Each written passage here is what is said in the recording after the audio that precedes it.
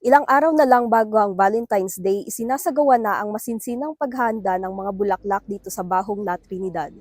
Partikular na ang mga rosas na inaasahang tataas ang demand sa mga susunod na araw. Mas magiging abala pa ang mga magsasaka sa mga darating na araw sa pag-aani at pag-iimpake ng mga bulaklak. Lalo na't karamihan sa mga ito ay ibibiyahe pa patungong Maynila. Sinisiguro nilang maayos ang paghahanda ng mga bulaklak bago ito'y padala upang mapanatili ang kasariwaan at kalidad. Pang Valentine's na po ito, ma'am. Pinaprepare na. Nilalagyan na lang ice para hindi agad masira. Para fresh pa rin yung dahon niya.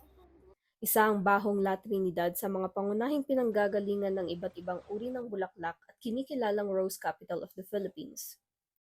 Sa likod ng bawat bulaklak na inihahandog ngayong araw ng mga puso, naroon ang tiyaga at pagsusumikap ng mga magsasaka. Para sa kanila, hindi lamang ito hanap buhay kundi isang paraan ng pagpapakita ng pagmamahal at pag-asa.